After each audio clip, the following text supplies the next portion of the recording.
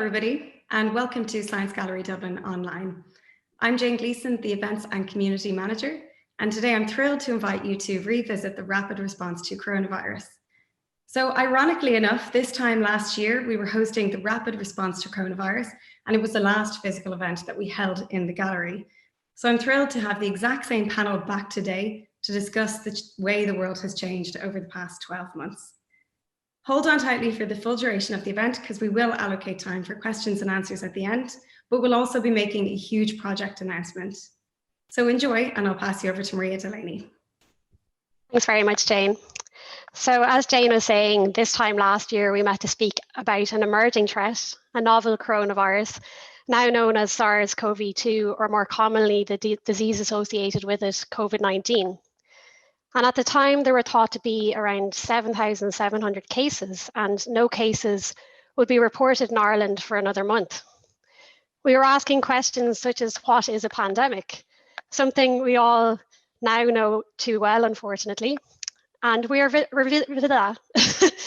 revisiting our first talk today with the same panelists, as Jane said, looking back and reflecting the past year, as well as thinking about the months ahead. You're probably more familiar with the panel members this time around. So Dr. Cillian de Gascoigne is Director of the National Virus Reference Laboratory and Chair of NPHET COVID-19 Expert Advisory Group.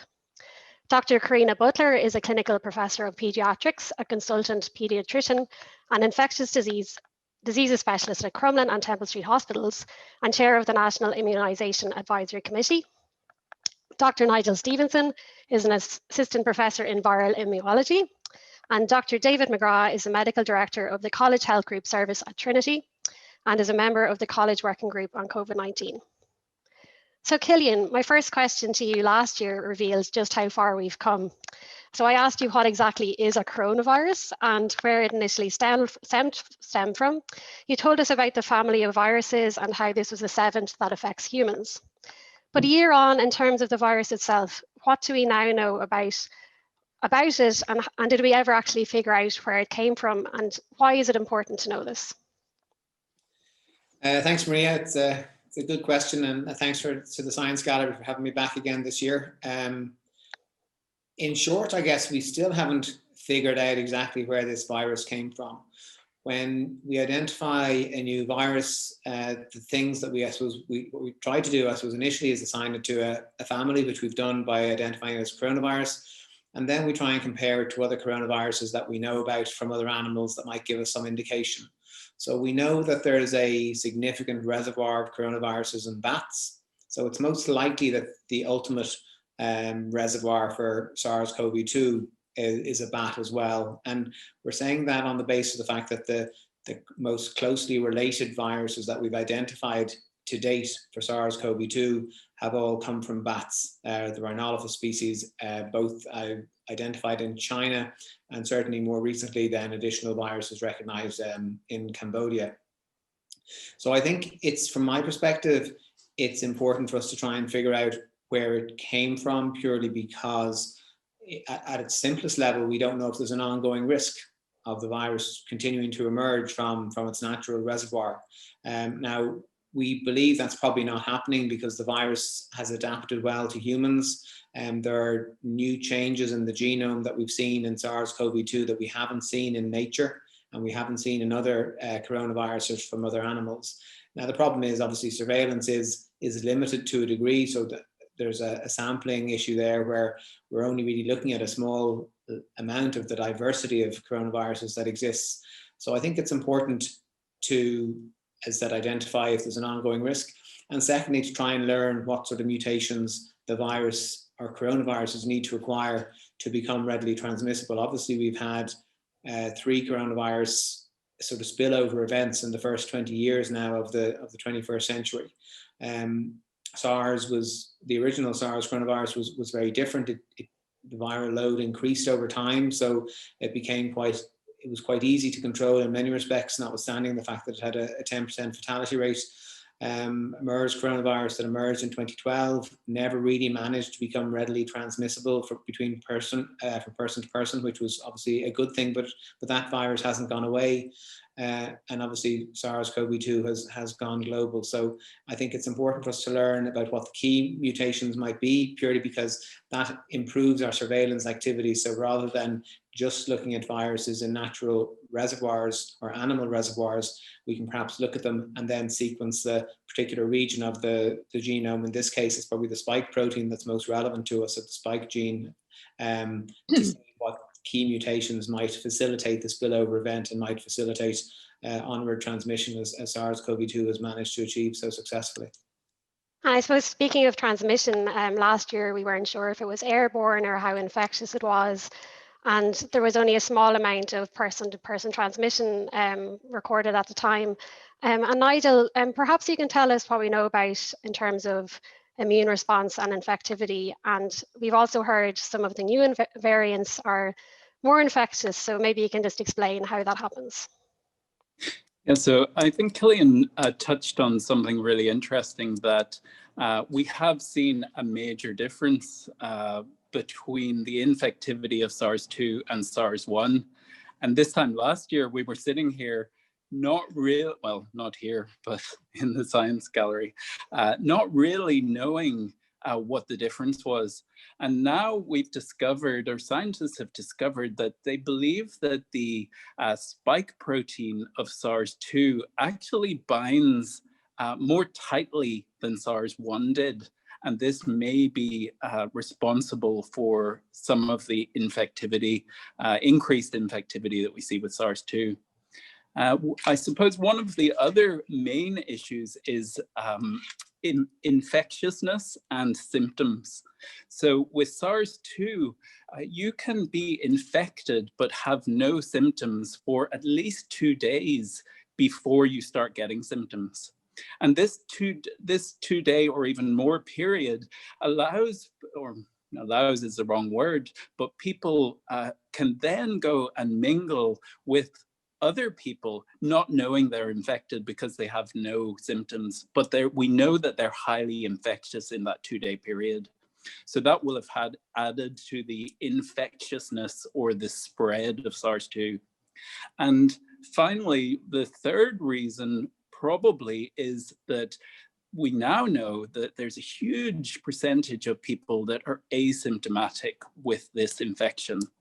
And again, I think we talked about this last year, and the WHO had commented and said asymptomatic infection is extremely unlikely. And we were left with that piece of information, which is true. Really, we never believed that respiratory infections could be asymptomatic. Why would a deadly virus infect you and you wouldn't get symptoms? That was unusual for us. But we now know that that maybe 50 to 70% of people are asymptomatic.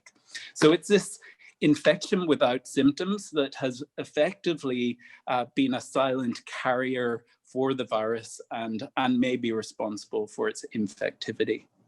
And David, just speaking of asymptomatic transmission, you're involved in screening on the ground, including a project on just that. Maybe you can explain to us about that project and also maybe what's been happening in Trinity in terms of testing. Yeah, thanks, Maria.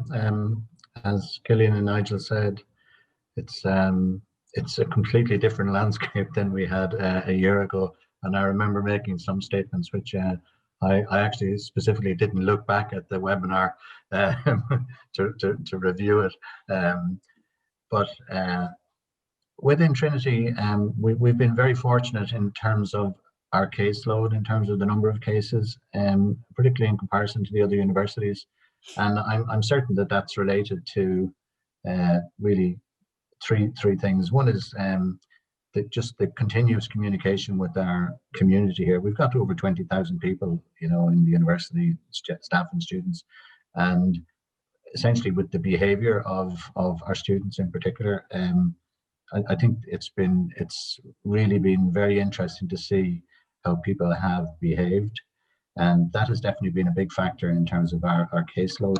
But the two major assets that we had were that very early on, well, during the summer, I made an approach to the HSE and asked them would they consider setting up a testing centre on campus here for us that we would fund. Trinity would fund. Trinity would staff it with their own nurses and our own team, but that the HSE would provide the facilities in terms of, you know, the tests, the PPE, the tests, the transport to the labs, and everything around that. So it's a standard HSE testing centre that we have on site for symptomatic people and also for close contacts when we were testing close contacts, and we're back into testing close contacts today. And that has been a huge asset to us in identifying people who are symptomatic very early. And because we have the testing centre on site, we were able to test close contacts the same day as people were identified as being positive. And that really did a huge amount to reduce the development of clusters. And we've had a very small number of clusters in the whole time since last March. And running alongside that, then Professor Orla Shields in TTMI has led a group running a voluntary screening program called TriniScreen. And TriniScreen really is a voluntary program that we targeted initially at students in residence in Trinity Hall, and also staff who are working in face-to-face areas on the campus. So, for example, the people working in estates and facilities, in the college health service, and the student counselling service, and also in some of the high-performance teams, sports teams. And that involves a voluntary weekly saliva test. And the test then goes to the lab and undergoes an RT lamp.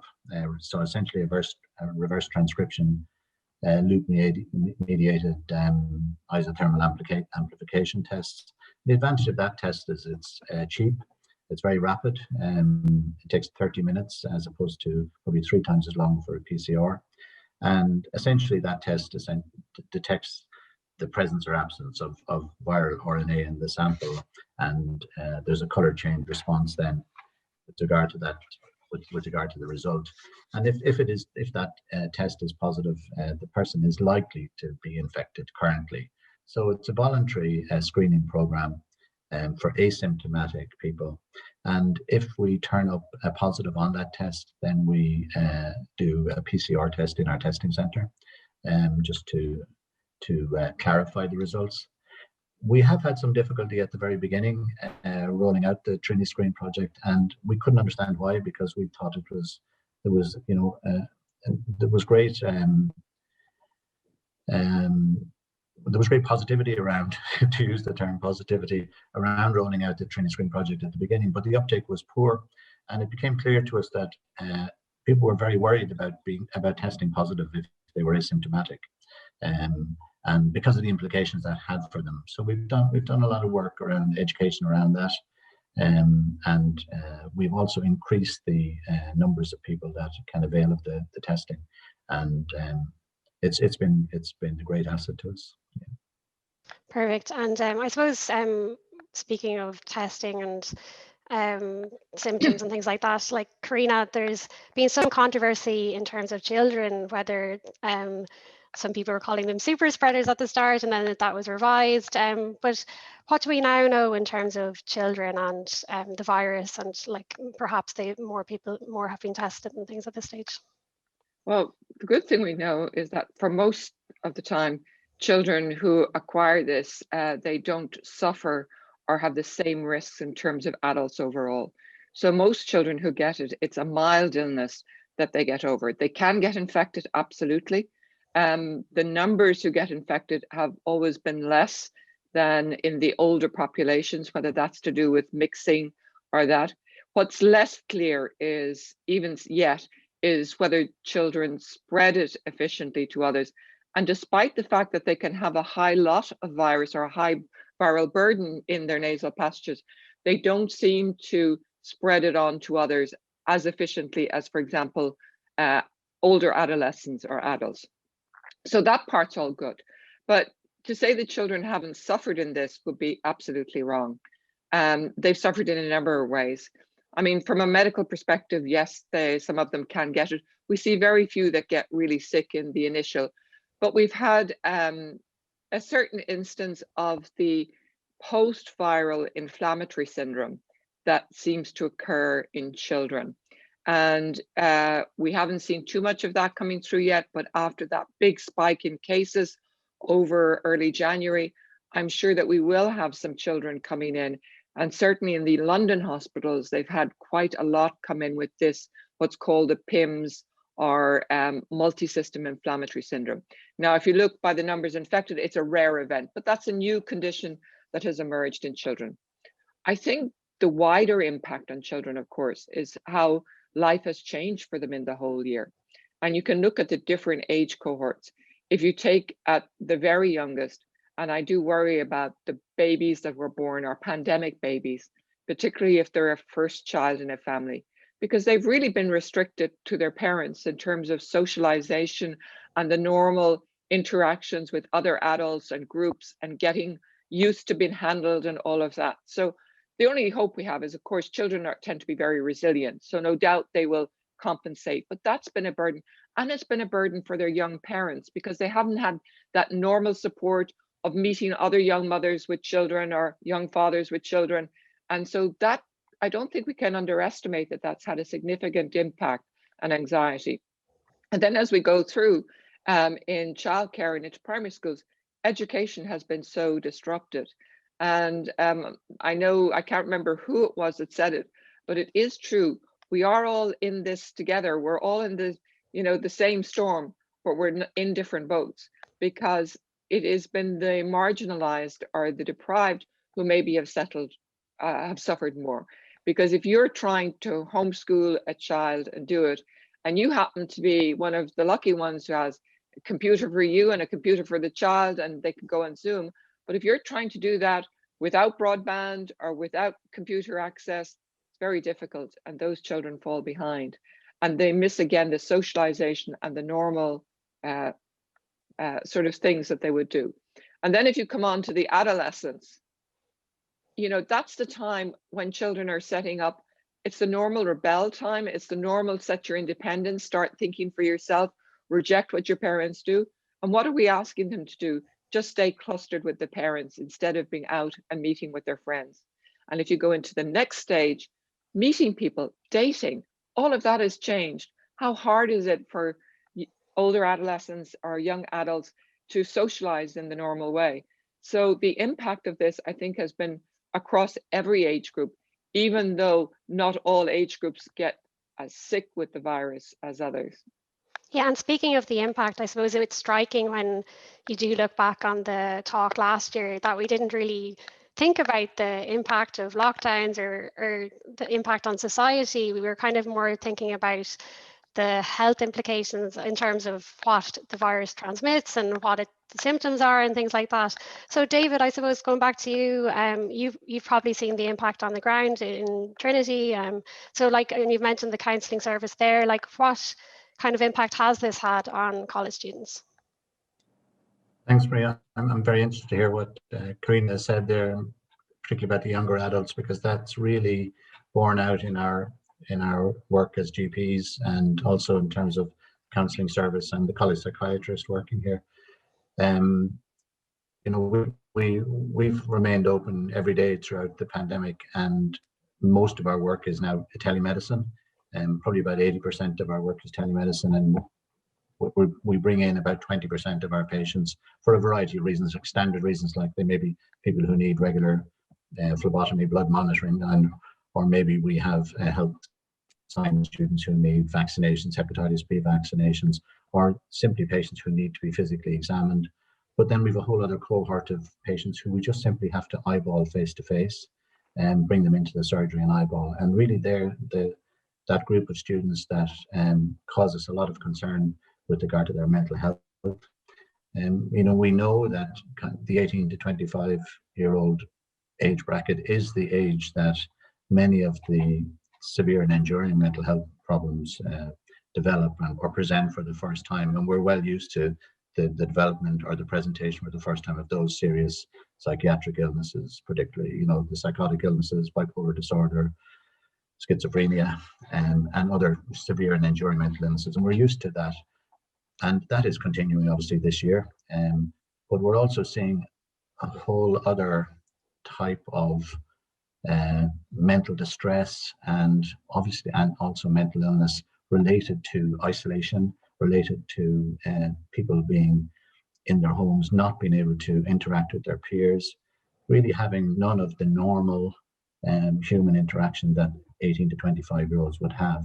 And what does it mean in terms of our consultations? I suppose most of the psychiatric work in Ireland is carried out by general practitioners, and most consultations, standard consultations for anxiety or for low mood, most GPs can manage those consultations in a 15-minute period and then bring the patient back for another 15 minutes. But it became very clear to us early on in the pandemic that our consultations were much more complex. The college had to close in early March, and students immediately had to go back to their homes. There wasn't a structured online learning facility as there is now. Everything was evolving. We were learning as we went, and it became very clear that low mood, anxiety disorders were much more prevalent, and people who had pre-existing conditions were more unwell. But we were also seeing a whole cohort of people developing these conditions that we hadn't seen with them before. And I suppose a real area that really has come to prominence with us for the last 4 or 5 months has been around eating disorders. We are very familiar with managing eating disorders, but there is something about the isolation and the lack of routine and meeting with your peers that really has had an impact on young people with eating disorders. And they're definitely a group that we like to bring in, because even though you can do a lot of work on Zoom or on the telephone, really we have to meet these patients face to face. And the college psychiatrist has just been incredibly busy in terms of the management of these more complex patients. The numbers of consultations, the length of consultations, and the complexity is quite different.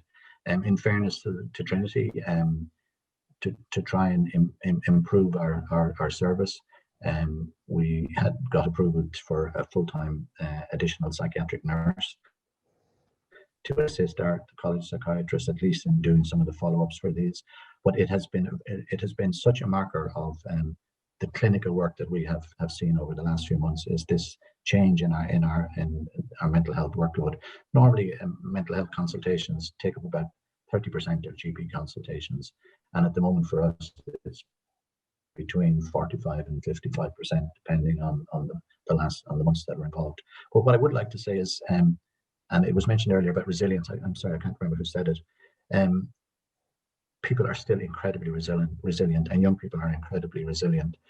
We had a change to our exam structure, and exams always took place prior to Christmas at the end of the first semester, and this year they had to take place after Christmas, and they took place over the last few weeks. And we had put in some mitigations where students could defer their examinations because of the pandemic, but in practice 94.5% of all our students actually sat examinations in January.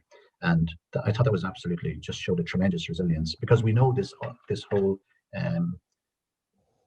other problem is out there around stress, anxiety, and particularly around low mood and isolation. But despite that, the resilience of people is extraordinary, and 94.5% sat exams. But that still means that we have 900 students who are not able to sit exams. 900 is a lot, and that they require a lot of support from us in terms of GP counselling, work from our disability service. Yeah. We have lots of programs we're running through counselling service and support. So, but you're right, it is a big issue. Yeah, and I suppose, like, as well as resilience, a lot of people, I suppose, now are hopeful, which kind of leads me nicely into a question that an audience member actually who attended the first talk sent to us in advance of this talk. And Killian, she was struck by something you said about viruses, that they mutate, and you gave the example, I think, of the herpes virus, which we now live with. And her question was, and she was really hopeful about that, I suppose, at the time, that this might happen with coronavirus, and perhaps it'll become something like a common cold. So her question is, why is a virus not mutating into a more benign virus that we could live with? It's a really good question. And I think the problem for us with the virus and with the time scale is that we're looking at things, I suppose, through our eyes. And obviously it's been a very long year for people through the course of this pandemic. But from an evolutionary perspective, the virus is really just getting used to a new host. Now, if we look at our other seasonal human coronaviruses, just because we didn't have the ability to recognize those cross-species spillover events when they happened, it's likely that they've been around for probably hundreds of years, if not more. So trying to figure out the pathway for this human coronavirus, I'm always sort of wary of trying to be too general about these things, but a virus in general does want to live with its host to a certain degree, because if it kills its host too quickly, then the virus also dies. And if you look at, say, something like Ebola, for example, that hasn't really had a chance to find an equilibrium in human hosts, purely because it's controlled and it has a very high mortality rate. This virus is certainly adapting to us to become more transmissible. We've seen that with the emergence of the recent variants that have been described initially in the UK and in South Africa and more recently in Brazil. And it's possible that over the next couple of decades, as this virus becomes endemic, the more transmissible and the milder viruses may well spread more widely and be more readily transmitted. At a population level, it is still likely that the viruses that cause more severe disease and kill the people that they're infecting, it is more likely that those variants will die out over time. But unfortunately, it's just not in a timeline that we can look at, or that it's not in a timeline that suits us, I should say. Like, we know that the evolutionary rate of SARS-CoV-2 is in the region of it acquires between 1 and 2 mutations per month. So the vast majority of variants and lineages that are out there at the moment only differ from the original Wuhan strain by fewer than 20 mutations. What's interesting about the emerging variants is that they have far more mutations than we would expect at this point in time, and they have far more key mutations in the spike protein than we would expect at this point in time. So they've obviously been subjected to, or it appears at least they've been subjected to, an additional evolutionary pressure that caused them to develop in that way or to evolve in that way, and that whether that was persistent infection in an immunocompromised host, or whether it was in an enclosed setting, or whether it was possibly even in an intermediate animal host. We don't yet know definitively how those viruses emerged. But if they become more the dominant strains globally, it may well be that that's the new baseline for this virus as it adapts to us. But equally, just in simple terms, if a virus can cause a mild illness but still still generate high viral loads and can still be readily transmissible, that's ideal for the virus, because it gets lots of hosts to infect and to replicate, and that's really what the virus wants to do. So I think it's likely over the long term that this virus will become endemic and will find an equilibrium with us, but it's probably too early to be able to predict what that equilibrium will look like. Yeah, and yeah, I suppose then looking back again, last year, Karina, I suppose going back to infection prevention, one of the striking differences was, when you look back on last year's talk, was the fact that wearing of face coverings and masks was not really being pushed, I suppose, compared to being mandatory now. So perhaps you could reflect on how that changed, and if that initial uncertainty kind of caused some division, I suppose, in the following months. Yeah, I think that's a really good reflection over the things that have changed over time, because you're right. In the beginning, we felt that widespread community wearing of face masks wasn't going to be necessarily very helpful, and that maybe people wouldn't do it properly. And that's still a problem, I have to say. But that was the basis for it, that should be kept for if you like, in hospital settings or medical settings. And what happened over the time? Basically evidence. you know, and this is what informs our process. When we looked and saw that, in fact, first, a lot of epidemiologic evidence that showed that places, and mainly in the East or in Asia, where they were using face masks consistently, you saw lower rates of infection. And then there were a variety of studies done as, you know, whether they could be helpful or not. So there was accumulating evidence all along the way, and that's what's informed the change of practice. Now, it still applies that if a lot of people don't wear them effectively, or they have them under their chin, or, you know, touch them or do that kind of thing, but they certainly have a role. And what we've realized with this virus, which now has become very highly transmissible, that we can't rely on any one thing, that it really is part of a suite of measures. And that includes the things that we've all become familiar with, the hand washing, the face mask, not being too close to someone, which is probably the most important thing. Because I said, if you're sitting there on the other side of a camera, I can't give you the virus if I'm not beside you.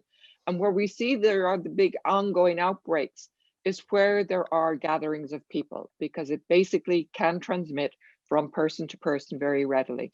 So face mask became one of those things. And yes, there was, and in the beginning, there was also a question of supply. You know, if we use face masks, if we recommend them for everyone, would there not be enough in the hospitals where the risk was greatest? Those kind of issues have been overcome. They're not perfect, but they are part of the armamentarium. And in fact, with this, we've no single measure that is going to protect someone 100%, be it face mask or, and we can come to vaccination, but when you put them all together, then you're pretty good at keeping someone safe from becoming infected. Perfect. And I suppose going to Nigel then, like talking of research and evidence, there's been a huge amount of research done all over the world in terms of finding out the impact on the body, or as we're going to talk about vaccination after this. And your research looks at how different viruses target the immune response. Like, what have we learned in terms of that could help maybe treat and understand the infection? Yeah, well, over the past year, there has been a huge amount of research done, and I'm proud to say Ireland has supported a lot of this research with Science Foundation Ireland and HRB funding lots of SARS grants.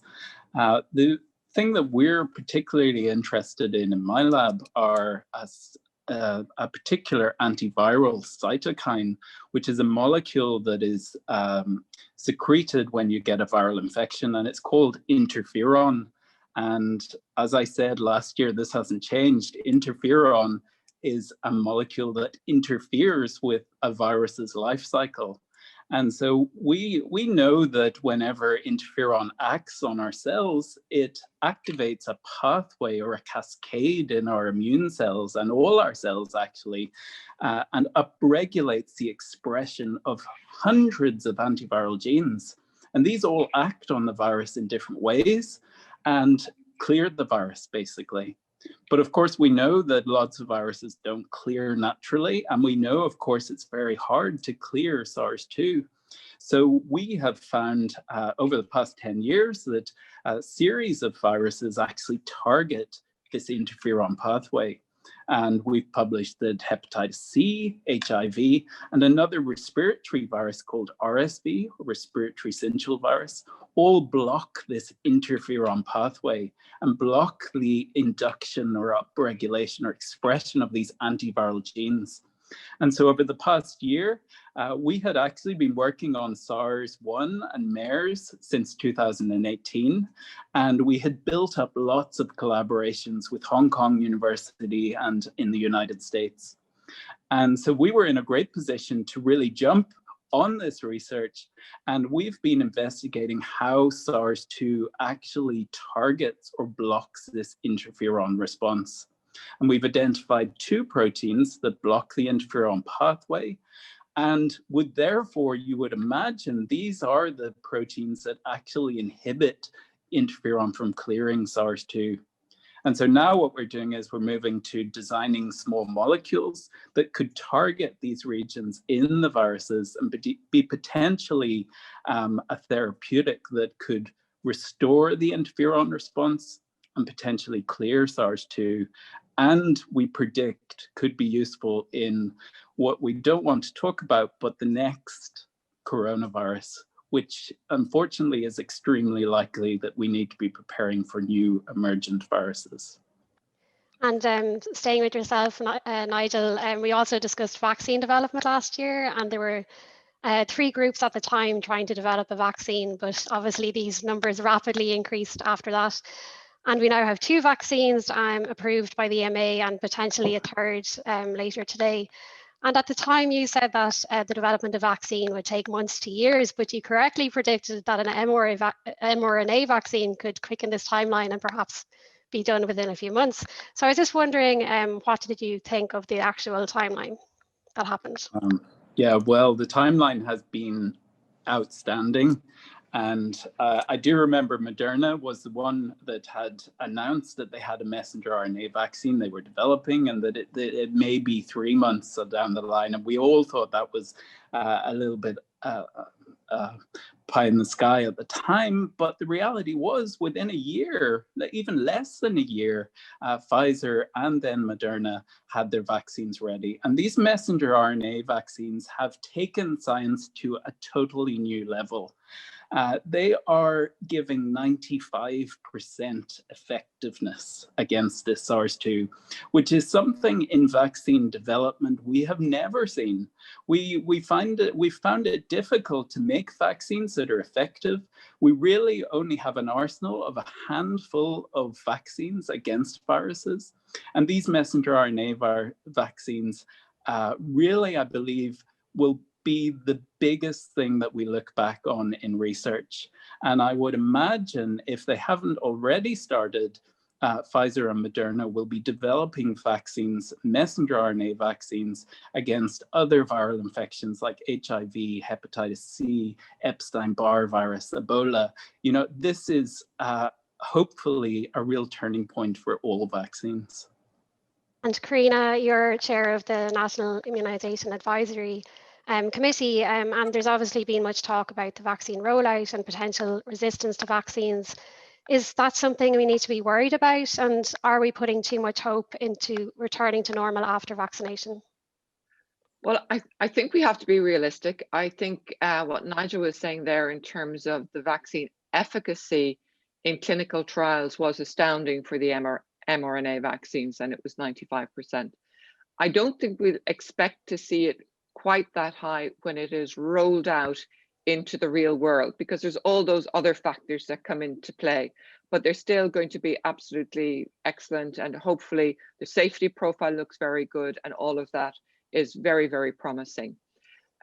We have a whole range of vaccines that are coming on board, because you're right, last year maybe we were thinking only about 3, whereas now there's almost hundreds in development, but there are 5 or 6 that are really very close. And just today, Johnson & Johnson have had a press release with their results claiming, I think as the headline was, a good punch against it, but not a knockout for the virus. And Novavax have just come out yesterday, another format. So we will have a range of vaccines, and that will have efficacy in clinical trials that might vary from, we've said that as long as you had a vaccine that had 50-60% efficacy, that was going to be a real help in fighting this virus, and may range right up to the mRNA vaccines. It would be great if we could just use the highest efficacy for everybody, but the most important thing here is that we get everyone protected as much as we can to get over this crisis in the pandemic. And then when everything is under control, we can maybe sit back and be more reflective about which vaccines for which people and that kind of thing. But I think the whole landscape in vaccinology has changed. Nobody would have believed a year ago that we would have had this choice in vaccines coming our way. But I think the important thing, anyone who's thinking choice, is that if offered a vaccine, any of these vaccines, the best vaccine to take is the one that you can get into your arm on that day. And don't worry too much about difference in reported efficacies in very controlled clinical trials, because what you look at it as well, if you look at the confidence intervals, there's actually a lot of overlap in those as well. So I think it's very positive to have the vaccines. and we'll hope that people will take them up. The uptake rates have been very, very good so far, far ahead maybe of what we might have hoped for. Brilliant. And just have one more question before Q&A. So if you have any questions, everyone watching, if you want to put them in the Q&A, and we'll come to them in a minute. And just my final question is to you, Cillian. And my final question last year was asking how would Ireland cope with the virus if it reached here. So I suppose you've been on the ground doing testing, especially unbelievable amount of testing in the last month, and other things on the advisory NEFIT committee. So I'd like to ask, how did we cope, and what hope do you have over the coming months? I think in broad terms, at a population level as a country, I think we've done very well. We obviously had a very significant first wave, which thankfully never didn't overwhelm our health service, but we had, I suppose, significant mortality in vulnerable groups, and as Karina alluded to earlier, I think it's, the pandemic has highlighted sort of societal deficiencies that I think we need to try and address as we move through this pandemic. People suppressed virus replication in the community incredibly well coming into the summer. We did very well through the second wave. I think what's probably been disappointing is what has happened over the last, say, 6 weeks, when we had done so well and when there were vaccines, I suppose, coming on stream, and there was light at the end of the tunnel. I think it's unfortunate that we've seen such a significant third wave. But again, people have responded very quickly. The rates are falling very quickly. We've obviously got the new variant first report from the UK that has become our dominant strain now, with its increased transmissibility, and people have even managed to suppress that really well. We've got the R0 is down to somewhere between probably between 0.4 and 0.7, and that's a huge achievement. The challenge now is that we have to keep that going, because the burden of infection in the community is still orders of magnitude greater than what it was back in the summer, and significantly greater than where we were at the start of December, just 8 weeks ago. So people have done really well, but I think and there's good evidence to believe that people are still buying into the public health message. And as I said, they've achieved a huge amount in the last few weeks. What I see, I suppose, in the coming months and is that I think as vaccines roll out, I think that will be really useful, because I think it's great to have that as something to help people. As Karina said, it's another tool in our toolbox. It's not going to be a silver bullet, certainly not in the short term, but it is something that allows us to look, I suppose, towards maybe 12 months down the line with a degree of hope that society can get back to some semblance of what we used to see. But I think from a virology perspective, for me, it's interesting to see what will happen with the likes of influenza and the other respiratory viruses that we haven't seen this year.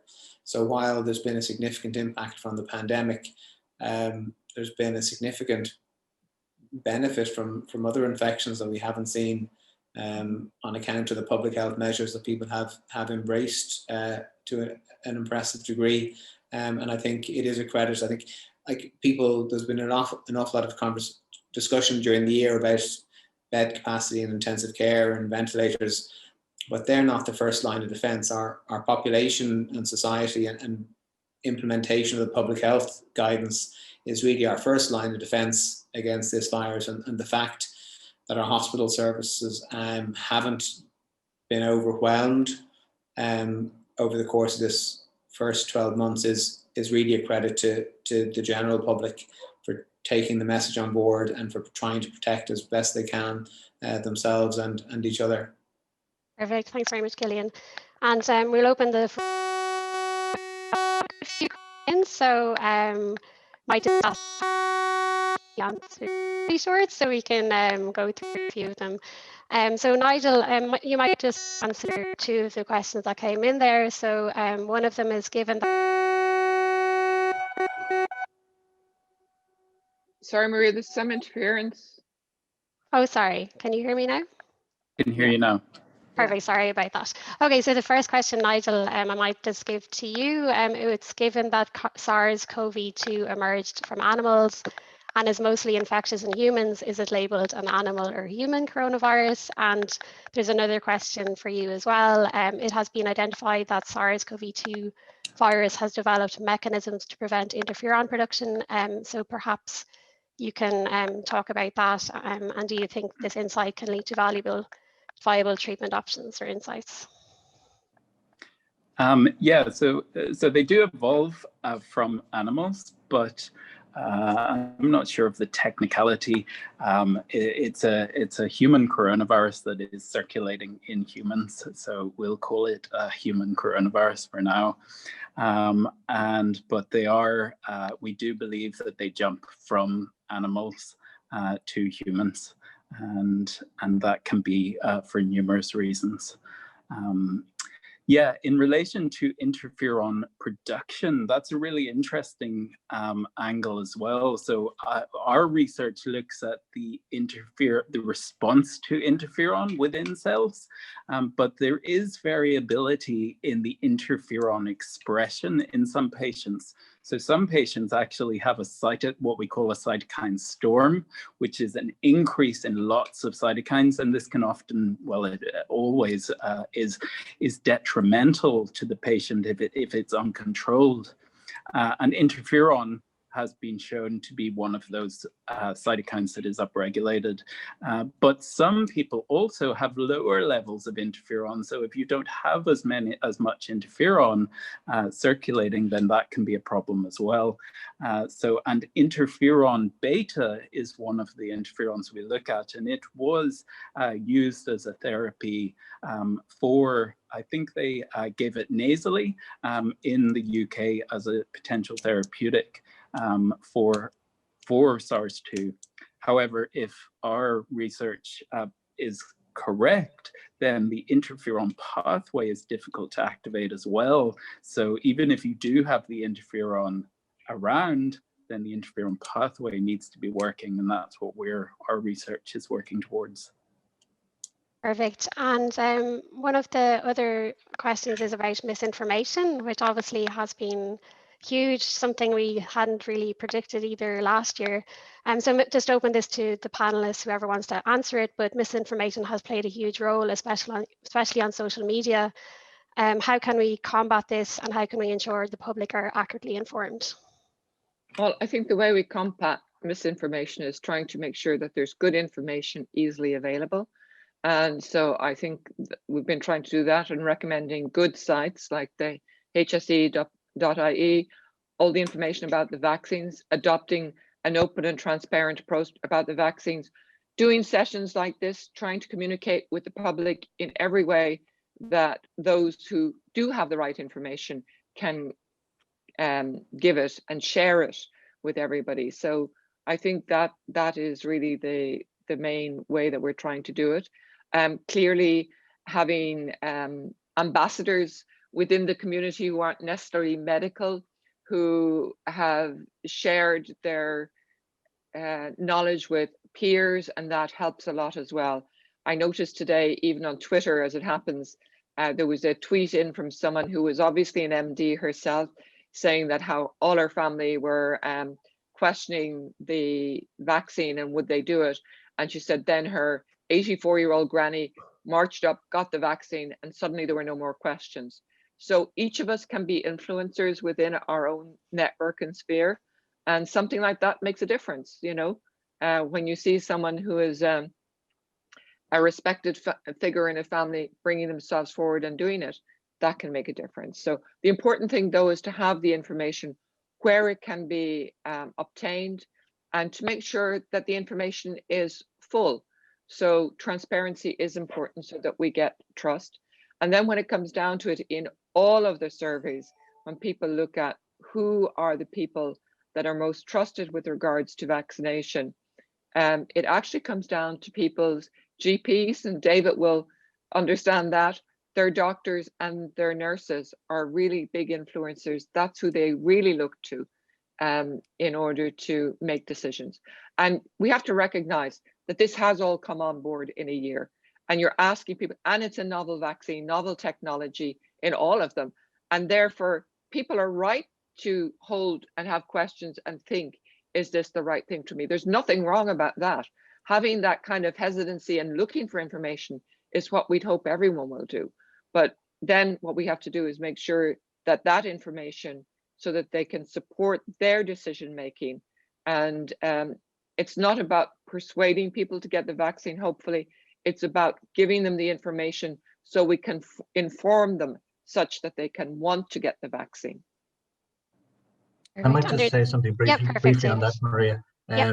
I'm struck by the older patients that we have and how they get their information, and they're very clear that they get their information from these trusted sources, and they don't, in general, scour the internet for other types of information. And I'll just give you an example. Last week, I telephoned every one of our patients who was over 70. And because at that stage, we thought we would be rolling out AstraZeneca pretty quickly in February. And I phoned every one of them. And to a person, they almost all said the same thing, which essentially, to paraphrase, one of them was, I'm just sitting here by the telephone with my sleeve rolled up, waiting for the vaccine. And not a single person over 70 that I contacted said that they weren't going to have the vaccine. They were absolutely, and I suppose we have to respect the life experience of these people who have lived to over 70 years of age, and they have lived through lots of life experiences, lots of complex life experiences that maybe younger people might not have lived through. And these people are, to a person, all said to me, as quick as we can get the vaccine, we need to get it. I was really impressed by that. Perfect. And there's a testing question here, Killian. Maybe you can answer it. It says, can the panelists please comment on the delay of Ireland rolling out rapid antigen tests and antibody tests compared to molecular PCR tests, and which is more reliable? I'll answer the second part first. PCR is more reliable. I think it's probably a bit unfair to say that there's been a delay in rolling out rapid antigen tests, because a huge amount of work has been done by the HSE in this area. A group led by Lorraine Doherty and Mary Keoghan has been evaluating and trying, I suppose, validating these antigen tests for a number of weeks now in different settings. And I think what we've seen, and I suppose there are a couple of things. Firstly, a lot of countries who are using antigen testing in settings have moved to antigen because of a lack of PCR capacity. And thankfully, we haven't come to that situation, although we've come close, obviously, in recent weeks, but we're reintroducing the testing of close contacts this week, as the HSE has said. We've looked at antigen tests in the context of symptomatic individuals, be that in the setting of an outbreak, be it in a hospital setting, and certainly they are, I suppose, approved for use in those settings, in symptomatic individuals, if people want to use them. I suppose the other thing that we've got to take on board is the logistics around rapid antigen testings. Frequently, they're, depending on the platform that you're using, depending on the test, rapid antigen tests might not necessarily be that rapid, and we do know that their performance is better when they're carried out by trained healthcare personnel with either with a background in laboratory medicine or with a background in delivering a health service. So we also know that the sensitivity falls off significantly with these tests when they're used outside of their license, which is for symptomatic individuals. So PCR is preferable. Antigen testing isn't widely recommended, and the WHO brought out some very useful guidance towards the end of last year. Ideally, when you're using an antigen test, you need to compromise, or you need to compensate for the loss of sensitivity. And typically that's either through frequency of testing, so repeated testing, or you're testing larger numbers, so in an outbreak setting. But the good news is that in symptomatic cohorts, the sensitivity actually is quite good and the specificity has been very good. They don't seem to be generating false positives, which is something that we were concerned about when they first came out. So I don't think Ireland has been slow to introduce them. I think we've gone through a good, robust process to ensure that they're fit for purpose when they roll out. Perfect. Thanks, Killian. And just one final question and hand it back over to Jane. And I thought this was an interesting question. What questions do you think we'll be asking at the third run of this event this time next year? So perhaps you can think of one question each. We'll just maybe go quickly through, maybe start with yourself, Karina. What will we be thinking about this time next year? Hopefully I'll be planning travel. But I mean, look, we really hope that with the rollout of vaccines, albeit with caveats and viral mutation changes, that we will be able to get this under a level of control, but that may well take longer than we think. And we're sort of hoping that it would be before the end of the year. And I think all of us were disappointed to hear, was it Leo Varadkar talking about another Christmas such as we had this year? And hopefully not is the answer to that. I think if we've got it under control and we're looking back, the big question will be, obviously, could we have done it better? Because we always look back and see what lessons were there to be learned. And I think there are some lessons, and hopefully we'll be able to enact them. Number one is our hospital infrastructure, which has unfortunately permitted a lot of dissemination of infection within the hospitals. We have to admit that they simply aren't really suitable facilities to house people with very transmissible viral infections. And so that's probably something we have to look at into the future.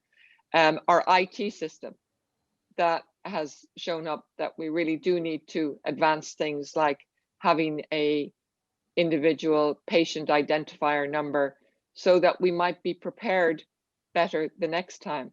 And bear in mind, as Mike Ryan said, this isn't even the big one. And when you look back historically at the size of pandemics over time and the number of people who unfortunately has lost their lives, so far, and hopefully it won't get bigger, coronavirus is only the size of a large marble compared to others that would be the size of oranges or melons. Perfect, Karina. I might just get just one question from each of the others because we only have a minute left. So Nigel, right. what question? No, Sure. you're fine. It was really good, Karina. Sorry. So Nigel, what would you like answered next year? No, it's just an addition to what Karina said. I think what we will have to think about, hopefully next year we'll be in a totally different place for the virus, but then we need to be reflecting back.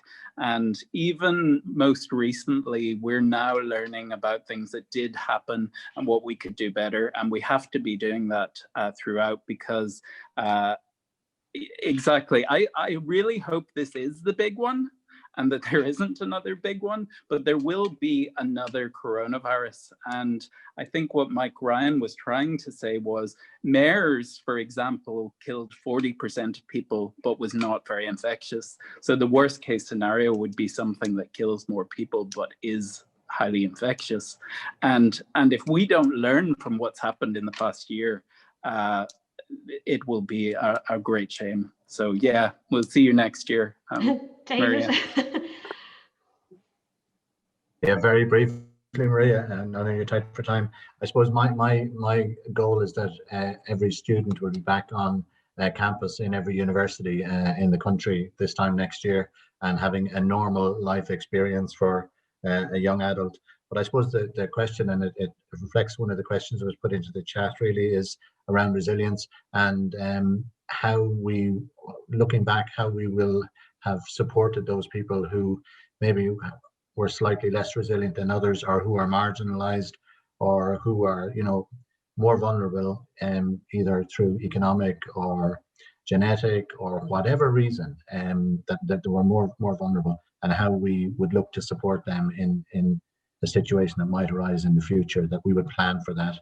And finally, just it really struck me last year when Karina said about us not having a national center or unit or hospital for infectious diseases, that we didn't have a national program. And it's numerous times during the year that has come back to me and said, and and reminded me that she said that, and now she's brought it up again. So I'd really like to see some movement on that from the experts. Right. And Killian, final thought. This time next year, hopefully I'll be wondering what happened to influenza B. Perfect. We're the influenza A has a natural wild reservoir in wild avian birds, but influenza B may not have a natural reservoir. We may be the natural reservoir. It may not have an animal reservoir. We don't know definitively. So, given what's happened this year, I'm curious next year to see what happens to the other respiratory viruses. See, will they come back or will they not?